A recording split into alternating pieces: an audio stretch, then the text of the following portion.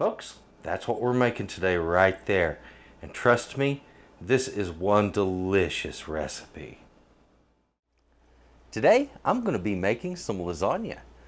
Now, the other day I was thinking, I want to make lasagna. I was just jonesing for lasagna for some reason. But I didn't really want to, make this all-involved lasagna. And, well, it didn't take that long. I had this thing thrown together. It was in a weekday evening. It was after work. And folks, what I came up with, well, surprisingly simple. So I decided to share this with you. This is a simple way to do a real fresh homemade lasagna. And I mean fresh pasta. We're going to do our own sauce. We're going to be using ricotta cheese with fresh spinach in it, and it's going to be delicious. This is lasagna. So let's get in the kitchen and get it cooked up. Come on.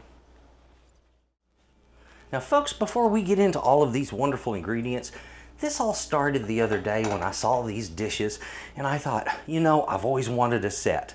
They were cheap enough. They only cost me like $3 each. They're great for baking. Think about all the dishes you can make in this. Today we're going to do a lasagna, but I could do like an au gratin potatoes in here, or a baked potato. That would be a great dish to hold it.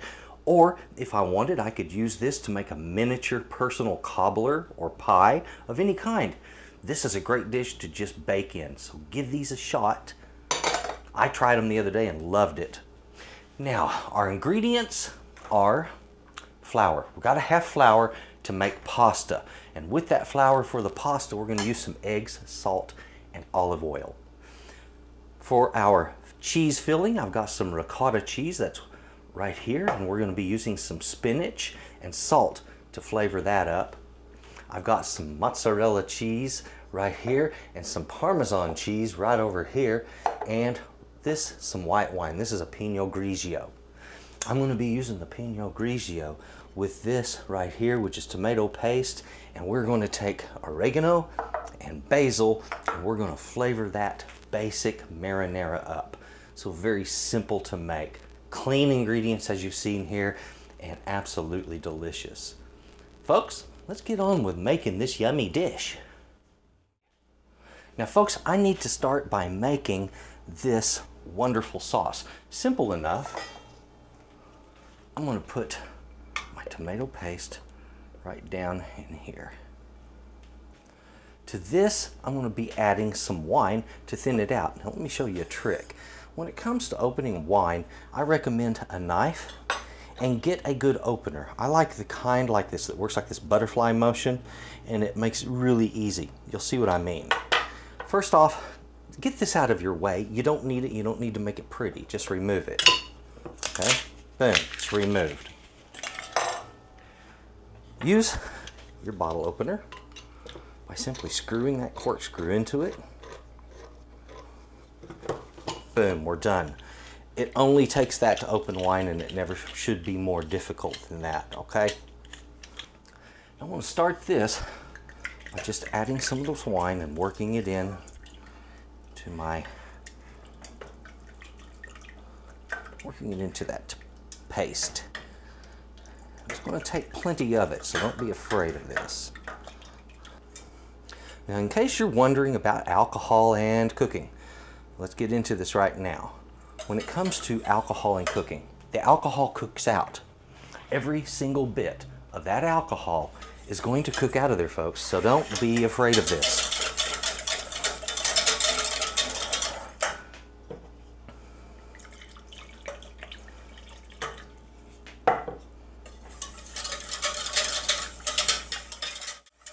And so far, I've used the better part of a half a bottle of wine.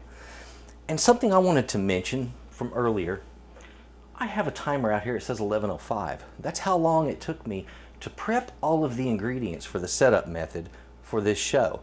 If it only takes that long to prep and it makes this much easier, go ahead and do your setup. It makes life better.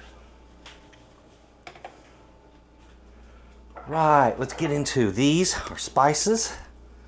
First, I want 2 teaspoons, not tablespoons, 2 teaspoons of oregano. 1, 2. Oregano is robust and will quickly overwhelm. Basil is sweet and brings a liveliness to a marinara. 1, 2, 3 tablespoons. Yummy. In addition, I want a little bit of salt in this, so I'm going to add about a half a teaspoon. We'll mix that together and we'll put a flame under it. Doesn't get much easier than that, does it, folks? There we have it. Everything's mixed together. All I have to do is simmer it. There we go. Leave the lid a little bit cocked to the side. That will allow that alcohol steam to come out quickly, and it will remove the alcohol first thing from your dish. When you're cooking with alcohol, if you want to remove the alcohol, that's how you do it. Now, folks, time to make our pasta. I started by making a little well in the middle of my flour. Put my eggs in the middle of that well. That's better. Now let's take a pinch of salt. That's going to be about a quarter to half a teaspoon. I want a dollop of olive oil, so it's going to be 1 to 2 tablespoons, and that's about 2. Break those yolks and just beat the egg right in the middle of the flour. See how I just slowly incorporate the flour in this as I go? Now, a long time ago, some smart Italians thought up the idea of doing it this way, and the idea was to incorporate the flour slowly into the dough, thereby preventing any uneven mixture. All right, which I've never really thought would happen, but you know, what the heck, it seems to work. Let's take a Ziploc baggie. All right, have that ready. I want to put a little bit of flour on my hands, and the idea here is to reduce how much the pasta is going to stick to me. Still going to stick, but just not as much, we hope, right? Okay.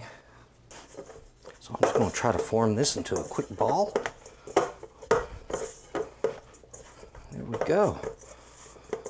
Now, am I going to knead it, work it? No! Heck no! This is pasta. Pasta is simpler than that, okay? All you got to do is just get it thoroughly combined, okay? Boom, right there. It is now thoroughly combined. We're going to put that pasta right there in our little plastic bag, seal it up, and let it rest. I let that rest as I'm cooking off my sauce, and everything seems to go real smooth. Well, there we are. We're at a rest point. The sauce has simmered. The pasta is resting. All I have to do is just kind of kick back and take it easy. Give it 30 or 40 minutes. Go back in there and do the assembly. It's not hard. Ladies and gentlemen, when you do a lasagna fresh like this, the flavors just pop. It's delicious.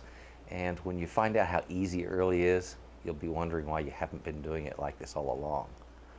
Fresh pasta is easy to do. So are fresh sauces. Marinaras don't take any time at all to make. And the cheese filling, well, that's easy enough. So don't overcomplicate things. When you want to make a good lasagna, keep it simple. Now I have my pasta mixed up and resting, and the sauce is doing its thing, so I might as well go ahead and just take care of this. Now you notice I'm not being too pretty about this. I'm just bunching them up tightly, and I'm going to take my knife. And again, this does not have to be neat.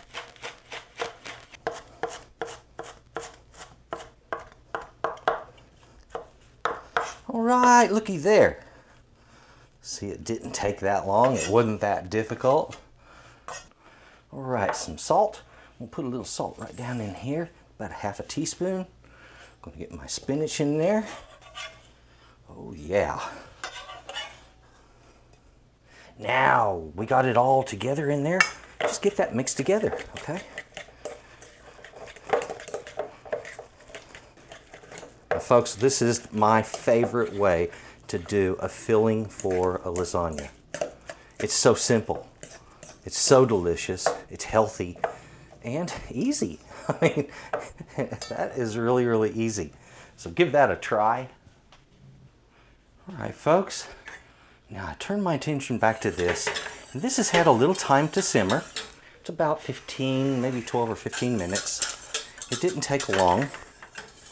And that's really all that's required. I want to turn the heat off. And I'm going to, again, leave the lid cocked, allowing the dish to cool, okay? And that's just to make it easier to work with when we're cooking, okay? Now, folks, this has had plenty of time to rest. What I'm gonna do is number one, get my hands floured, okay? This just kind of helps you out with handling it so you don't have to worry about the pasta sticking.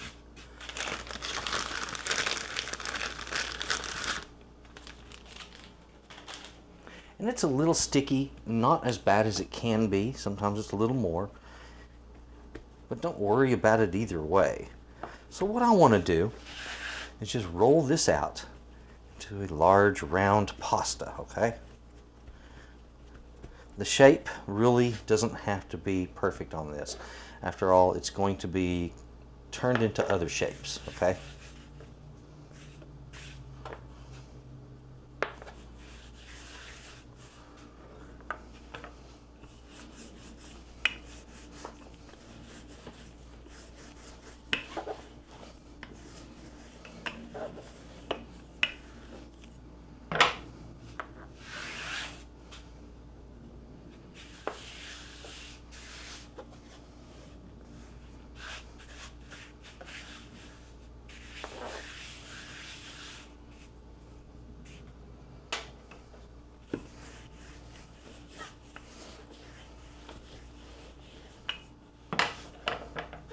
So as you can see, that pasta, as I mentioned earlier, will shrink up on you. Don't worry about that, folks. It will roll out, okay? And I'm looking for a sheet of pasta that is as big around as this is wide, okay? We're almost there. Wasn't this easy? As you can see, it's just not a lot of work to make pasta. I haven't put any real effort into this, okay? Pushing this little rolling pin back and forth, that's not what I call real effort right there, folks. That's easy. There we go. So I think I have my pasta exactly the way I need it. It's nice and thin. It has been rolled out into a large sheet. It's dry and handleable. Now that we have it all rolled out and it's ready to use, we need to make our pasta so it fits our little dishes. This is easy enough. I'm going to set my dish over the pasta right on this outer edge and try to kind of fit it a little bit. And then I'm going to run my knife around the bottom of my dish, just like so. And ladies and gentlemen, right there is a perfect pasta cutout that fits my dishes. All you have to do is just go around your pasta and repeat this, okay? And it doesn't have to be perfect. As long as it fits, all right? Just like that. Okay, so this is going wonderful. And they don't have to be, like I said, they don't have to be perfect, folks, as long as they fit.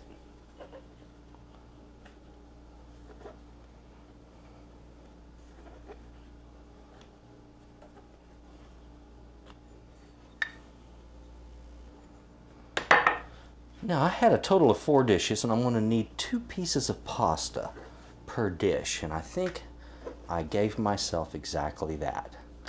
So there's 2, 4, 6, and 8 right there, with a little pasta left over to spare. Pretty neat, huh? Making pasta is not that tough, folks. Now, folks, that was 1 cup of flour for our pasta.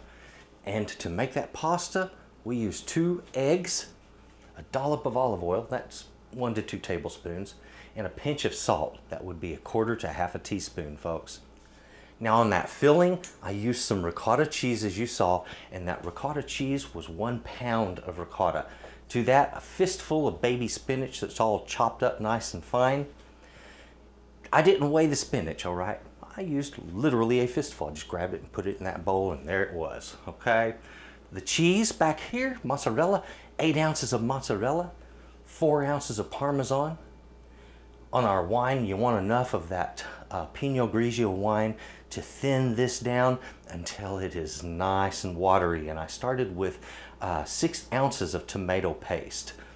To that 6 ounces of tomato paste, we also used 3 tablespoons of basil, 2 teaspoons of oregano, and all that wonderful recipe gives you a fantastic lasagna. Now that everything is all ready, fixed up, ready to go, oh, this is my favorite part, assembly. It is so much fun. So I'm going to use a little ladle, and I'm going to put down a nice bed of sauce in the bottom of each one of these dishes. Just like so. So now, each one gets a layer of pasta. That is pretty simple, huh? Each one now gets a layer of cheese. So just dollop in the cheese, and it doesn't have to be pretty, folks, because as it heats, it's going to kind of spread out and get even on you. So, not a big deal.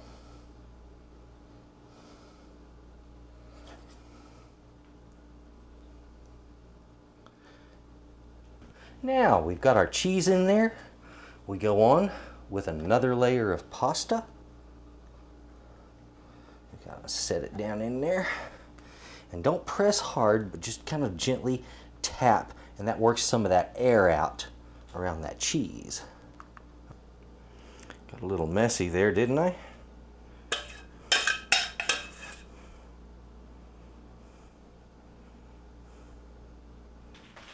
Alrighty, I think I'm going to do myself a favor and clean up my little mess.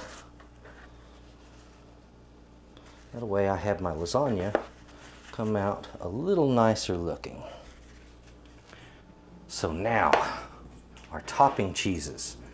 It starts with the mozzarella.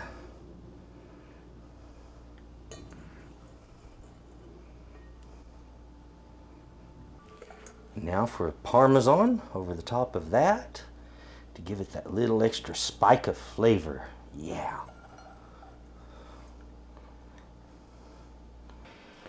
And there you have it, folks. That's an easy way to do little lasagnas. And you thought it was going to be more work. It really isn't, you know. The only thing that adds to doing lasagna in little dishes like this is just cutting out the pasta. And as you saw, it's not like that was any real work. That was more like just having some fun. All right, now, get my boats all arranged here. So I'm going to be cooking 2 of these today, one for myself, one for my neighbor. And the other 2 I'm going to go ahead and put in my freezer. Now folks, let me explain something. I've already tried this. When you're going to reheat these things, I was kind of worried about reheating them in an oven because I was afraid I would crack the dish if I heated it from frozen. So I decided I'm just going to do it in the microwave. If you keep it under control and don't cook it too long so that it doesn't bubble over, it reheats fine in the microwave. In fact, I shouldn't even say reheats. It cooks fine in the microwave. I'm not going to cook this at all. I'm just going to freeze them. 2 in the oven now and 2 for later on that are going to be frozen. I've been enjoying my lasagna already. Beautiful, delicious lasagna, folks. Let me tell you, it's hard to beat a fresh made lasagna. When you get that fresh pasta, the ricotta cheese, that fresh spinach, all that going.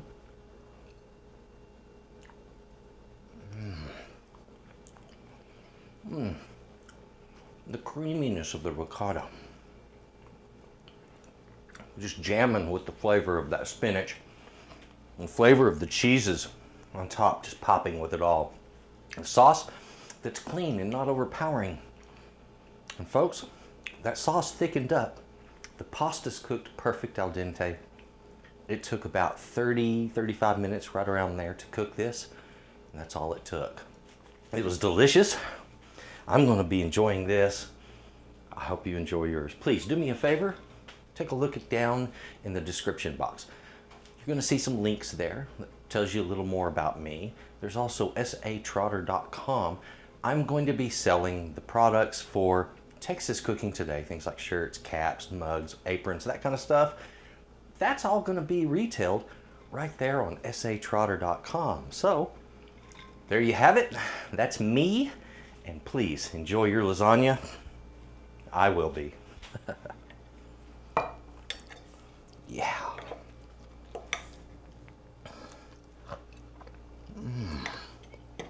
Mm-hmm.